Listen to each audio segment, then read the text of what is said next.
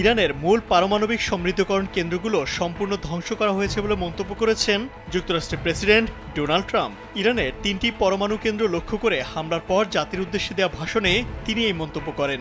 Trump বলেন, ইরানকে এখন শান্তির পথে আসতেই হবে, তা না হলে ভবিষ্যতে হামলা আরও বড় হবে বলেও হুঁশিয়ারি দেন তিনি। এই তথ্য জানিয়েছে সংবাদ মাধ্যম টাইমস অব ইসরায়েল। ইরানে হামলার পর প্রেসিডেন্ট ডোনাল্ড ট্রাম্প জাতির উদ্দেশ্যে দেওয়া ভাষণে বলেন, যুক্তরাষ্ট্রের সেনাবাহিনী ইরানের ফোর্দো, নাতাঞ্জ ও ইস্পাহান পারমাণবিক স্থাপনাগুলোতে ব্যাপক নির্ভুল হামলা চালিয়েছে।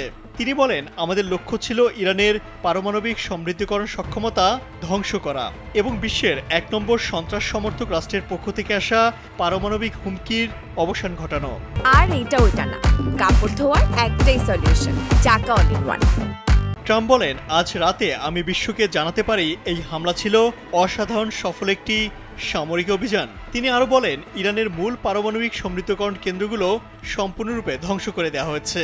ট্রাম্প হুঁশিয়ারি দিয়ে বলেন, মধ্যপ্রাচ্যের দাপট দেখানো রাষ্ট্র ইরানকে এখন শান্তির পথে আসতেই হবে, তা না হলে ভবিষ্যতে হামলা আরও বড় এবং অনেক সহজ হবে।